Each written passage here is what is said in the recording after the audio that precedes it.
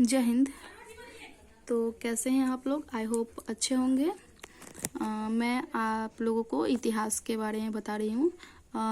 Notes है मेरे पास जिसमें इतिहास का जो है ना इम्पोर्टेंट इसमें दिया हुआ है, तो मैं आपको वही इम्पोर्टेंट बात बता रही हूँ। देखिए, आप सभी को पता होगा ना, जो इतिहास को 3 भागों में बांटा गया है। पहला है प्रागैतिहासिक काल, आदि ऐतिहासिक काल और ऐतिहासिक काल।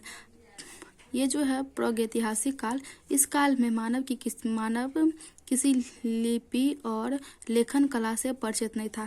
यानी प्रागैतिहासिक काल में जो था ना, लिखने और से मतलब संबंध नहीं था, यानी उस टाइम ये इस चीज़ की जानकारी नहीं थी। और आदि ऐतिहासिक काल में लिपि से परिचित तो थे पर पढ़ी नहीं जा सकी थी।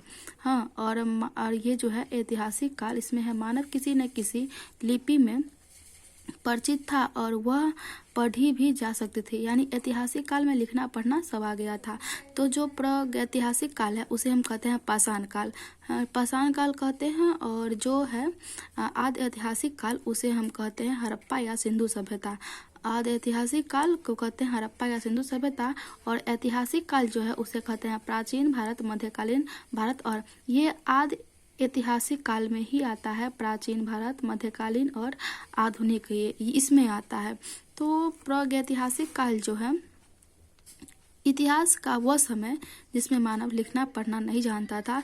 इनकी जानकारी केवल पुरातात्विक साक्ष्य मिली है, इसके अंतर्गत पाषाण काल रखते हैं। जिसमें है ना लिखना और पढ़ना नहीं जानते हैं उसे हम प्रागैतिहासिक काल कहते हैं।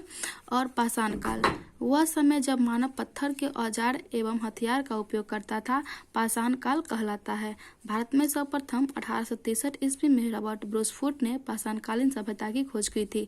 ये क्वेश्चन यहाँ से पूछेगा, जो पाषाण काल सभ्यता की खोज किसने किया था? तो 1863 ईस्वी में रॉबर्ट ब्रूस फुट ने किया था। भारतीय पुरातत्व के पिता अलेक्जेंडर कनिंघम को माना जाता है।